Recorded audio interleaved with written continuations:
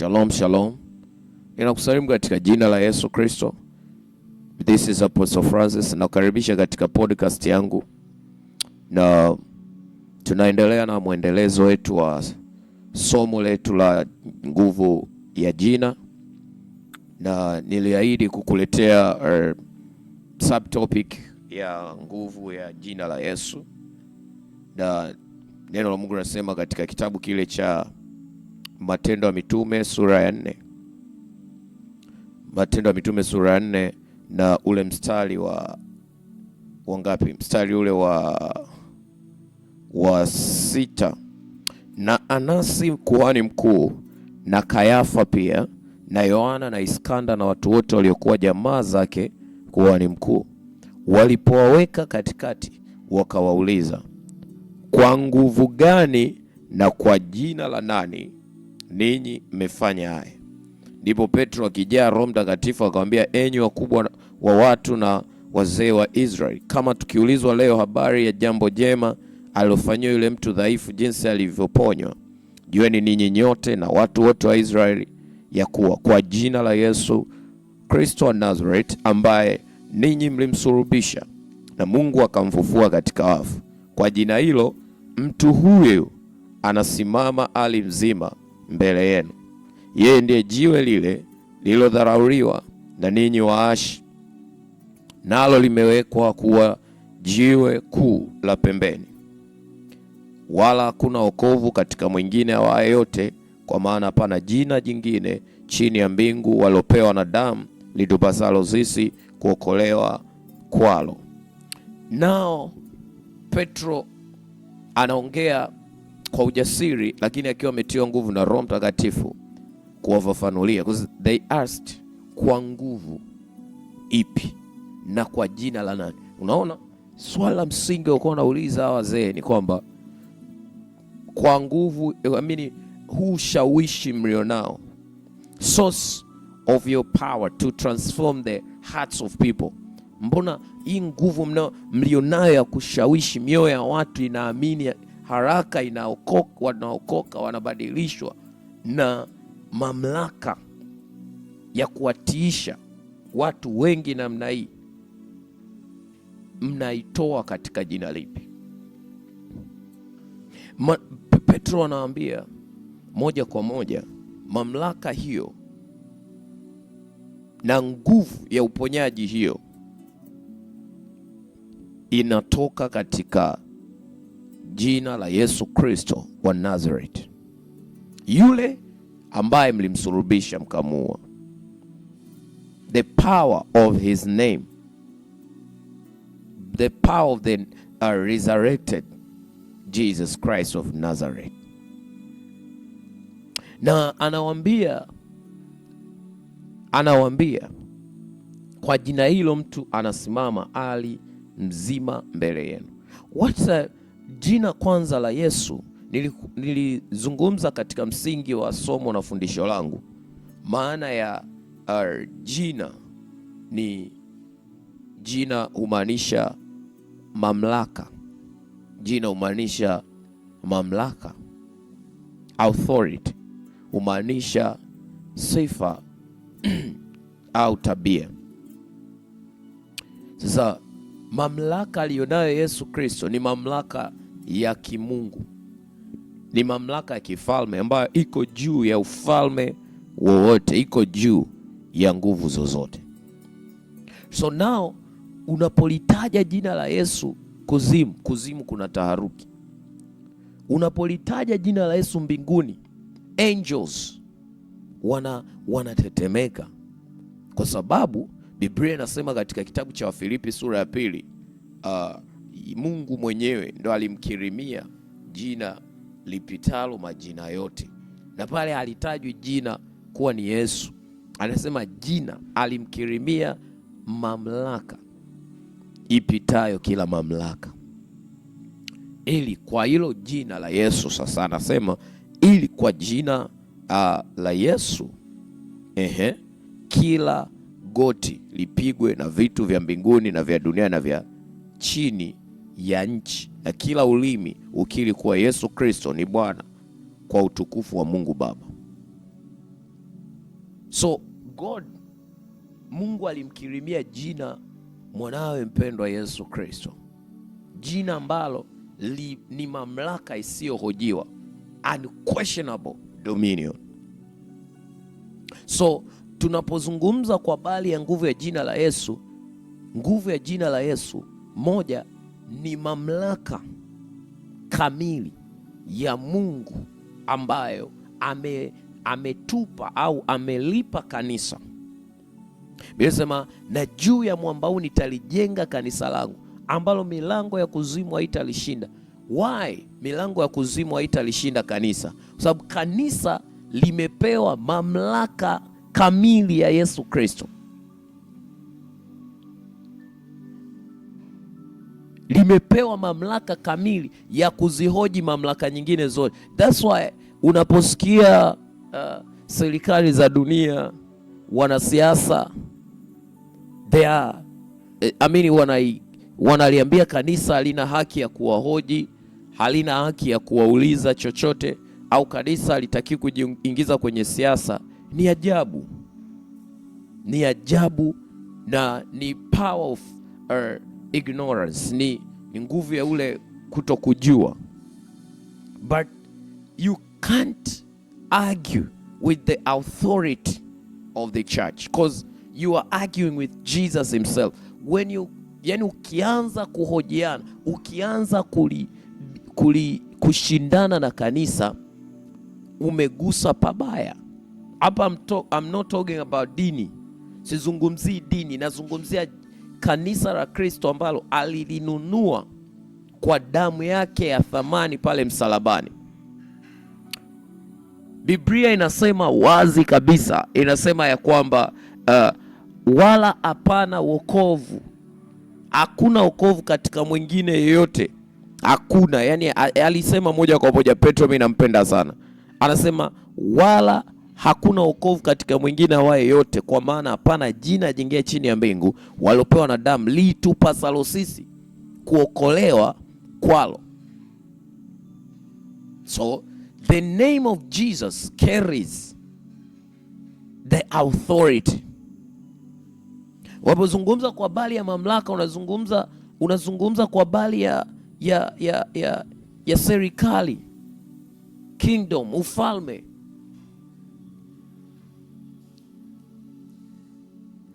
Ambao huo ufalme uko juu ya kila ufalme.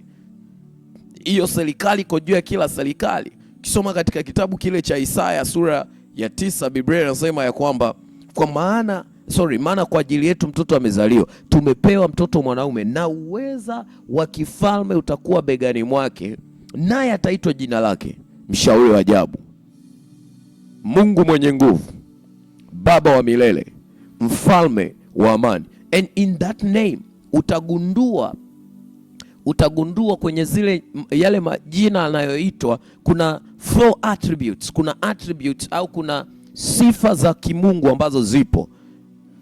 Sifa za kimungu ambazo pia inasema ni shauri,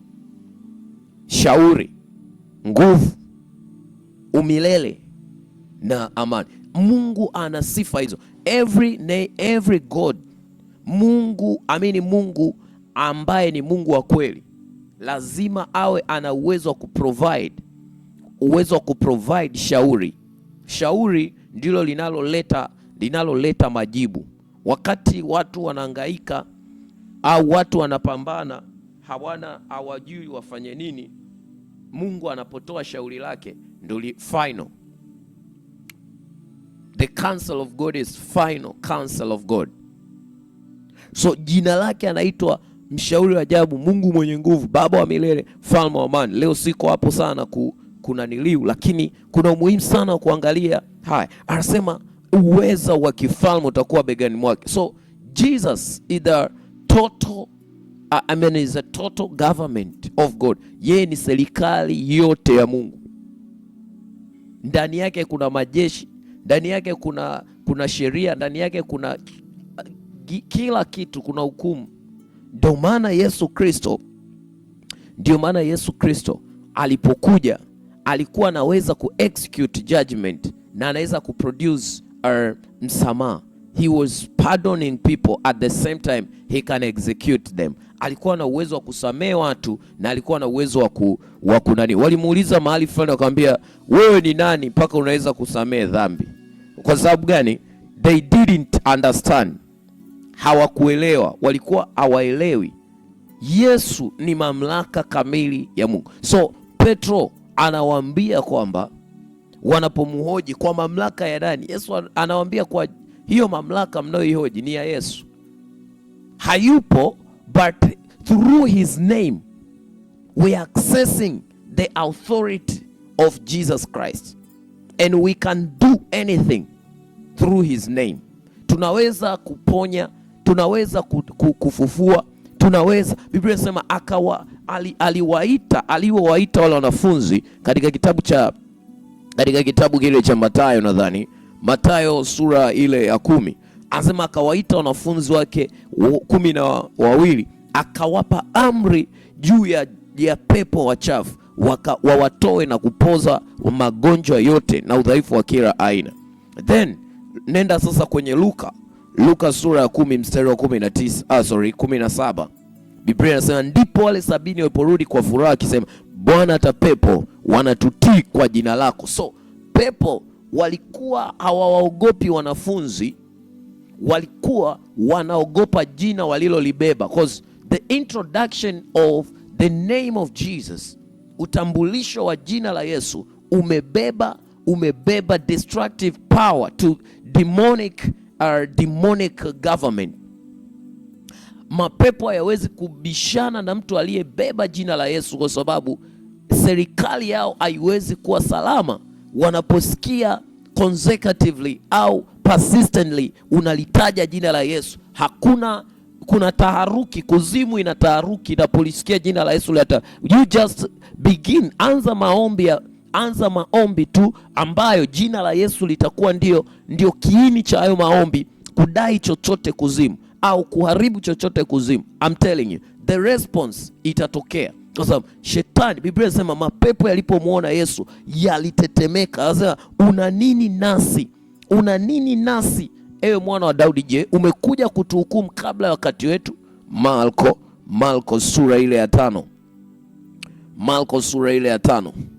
Biblia inasema akapiga kelele kwa sauti kuu akasema, nina nini nawe Yesu mwana wa Mungu uliye hai, na kuapisha kwa Mungu, usinitese.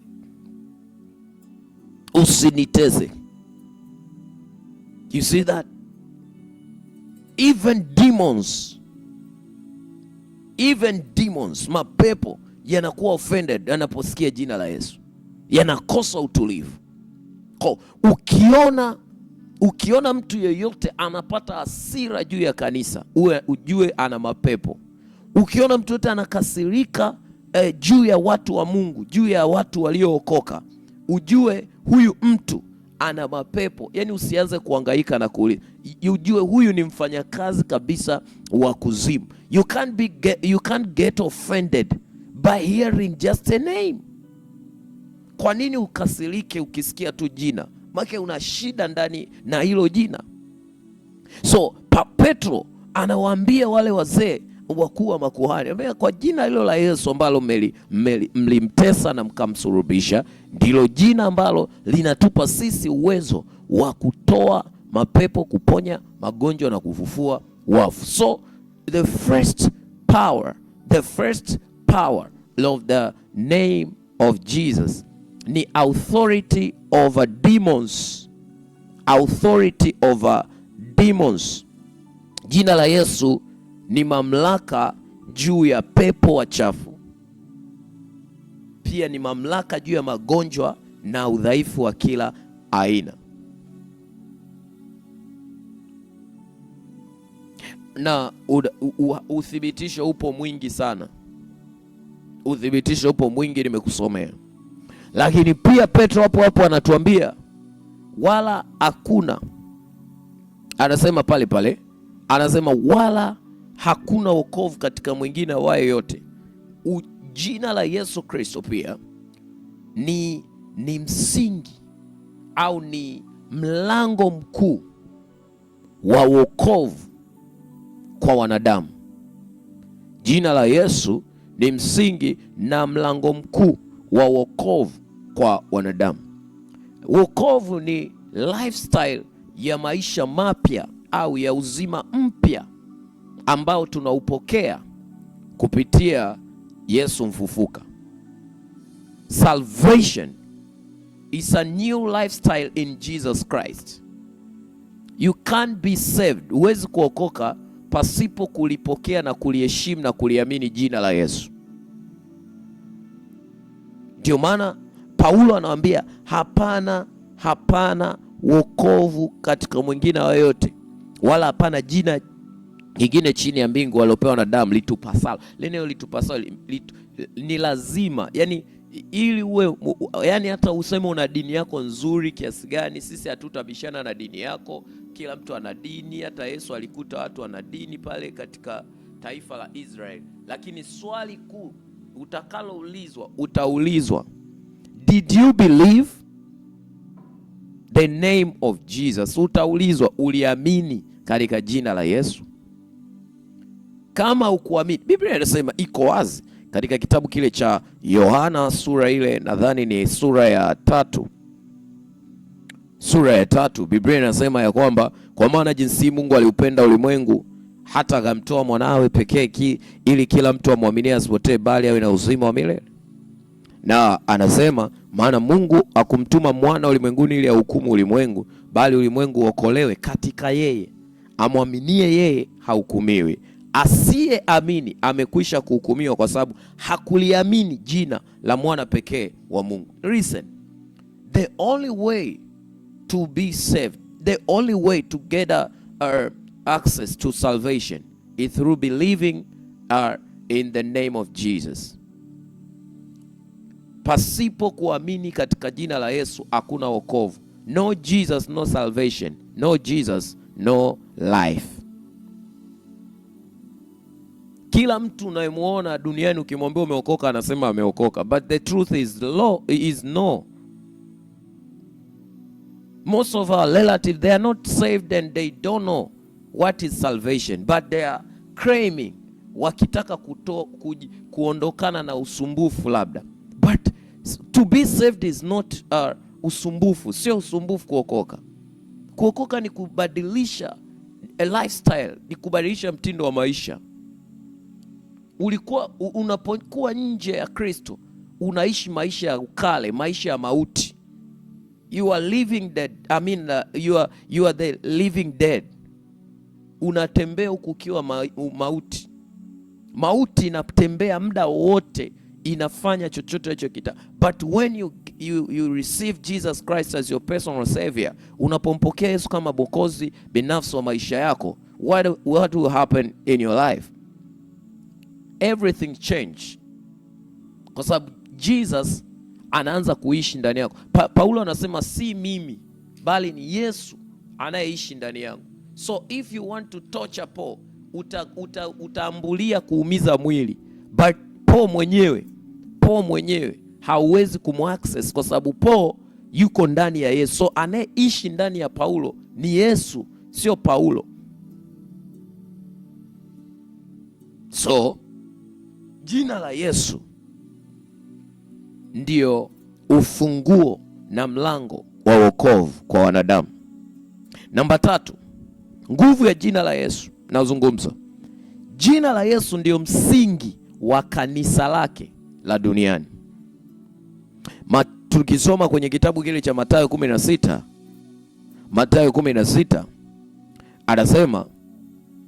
anasema mstari wa 15, akawaambia nanyi mwaninena mimi kuwa ni nani? Simoni Petro akajibu akasema wewe ndiwe Kristo mwana wa Mungu aliye hai. Yesu akamjibu akamwambia heri wewe Simon Bayona, kwa kuwa mwili na damu havikufunulia bali Baba yangu aliye mbinguni. Nami nakuambia wewe ndiwe Petro, na juu ya mwamba huu nitalijenga kanisa langu, wala milango ya kuzimu haitalishinda. Jesus, baada ya Petro kupata ufunuo kuwa Yesu ni jiwe, Yesu ni mwamba, Yesu ni msingi mkuu wa wokovu, Yesu anamwambia juu ya huo ufunuo, juu ya that revelation, that apocalypse, ile ufunuo wa Yesu ni nani, nitalijenga kanisa langu. Ili kuhakikisha hayo, even Peter himself, Paulo anasema tumejengwa juu ya msingi wa mitume na manabii, na Yesu Kristo mwenyewe ndiyo jiwe kuu la pembeni. Yesu Kristo, Yesu ndo mkuu wa wajenzi wote wenye hekima. Jesus is the one who started. Jesus is the one who found the church. Ndio maana Biblia inasema kanisa langu. Akusema kanisa tu kwamba naye no, he said my church, nitalijenga kanisa langu. So kanisa la Kristo ni lile ambalo limeanzishwa katika ufunuo wa jina la Yesu.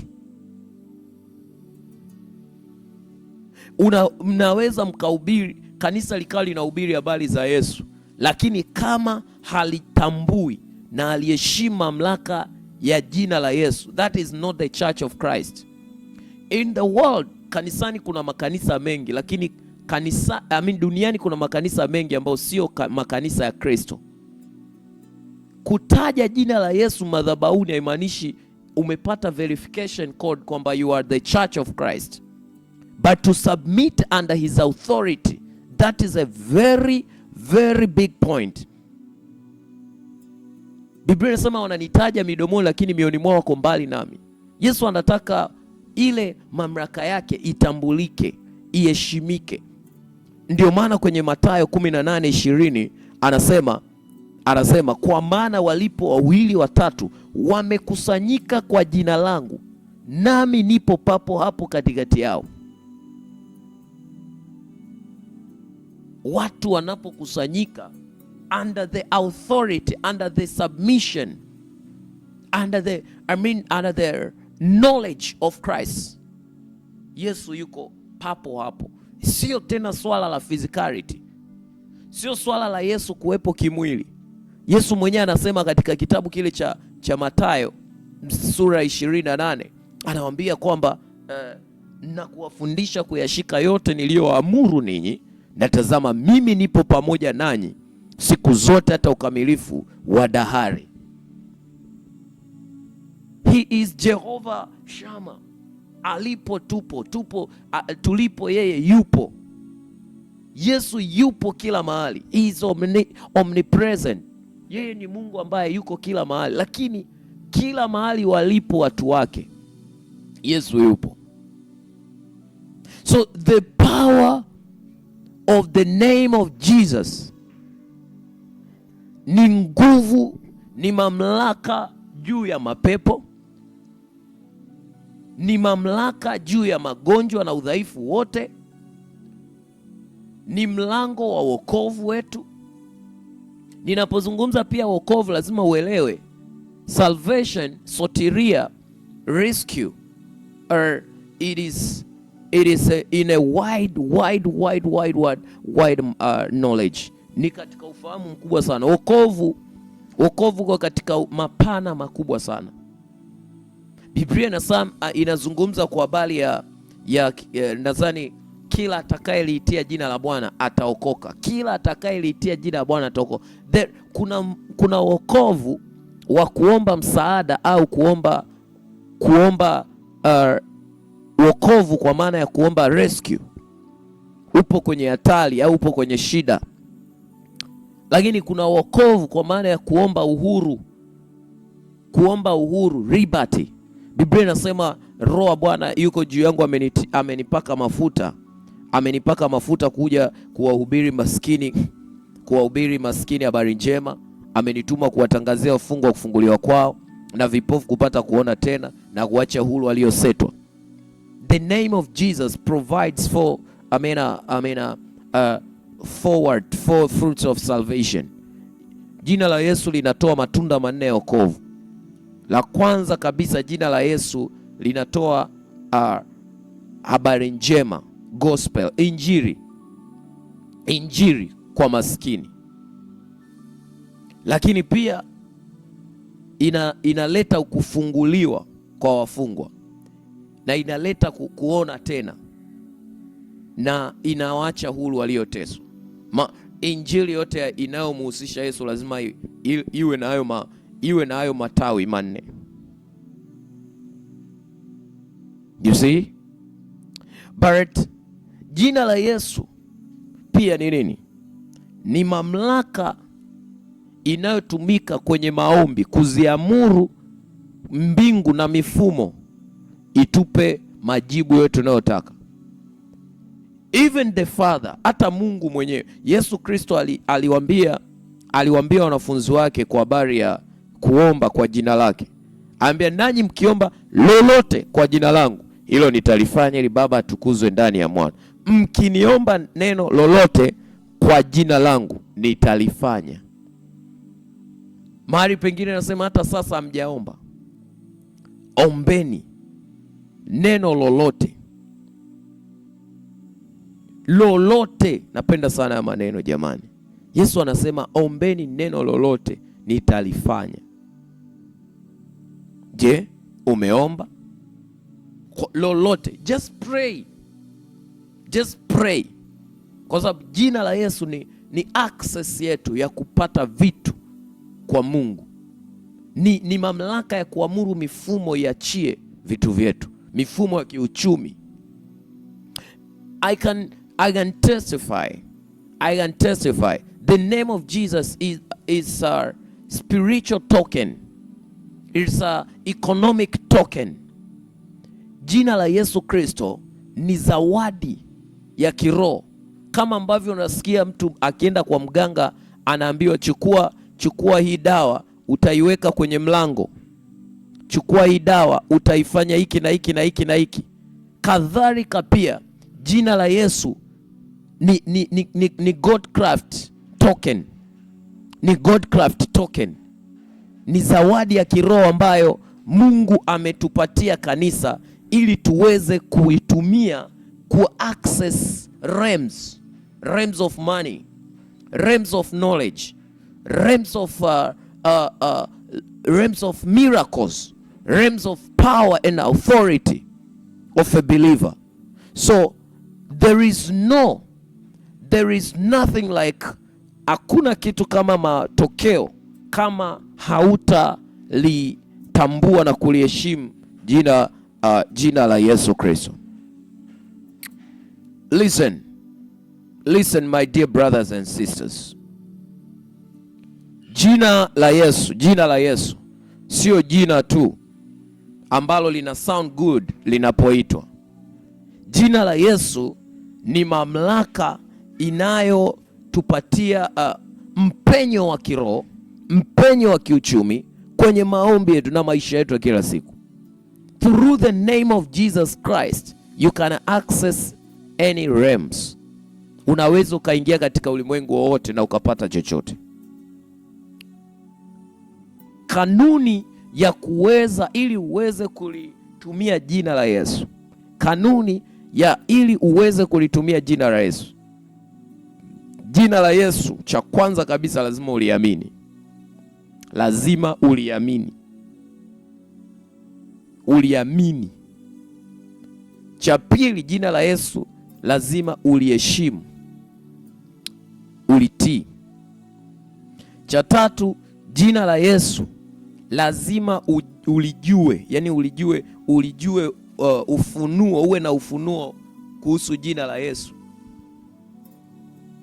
Lakini pia lazima uwe mtakatifu unapolitumia jina la Yesu. 4, lazima uliombe.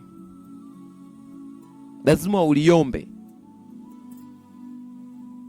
Lazima uliombe.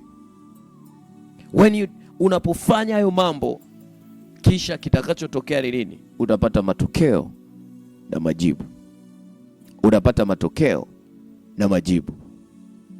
Tunaendelea na somo letu la nguvu ya jina, na leo tumeanza subtopic ya nguvu ya jina la Yesu, na bila shaka kuna mahali unaelekea na tunaenda na tutafika kwa neema ya Mungu.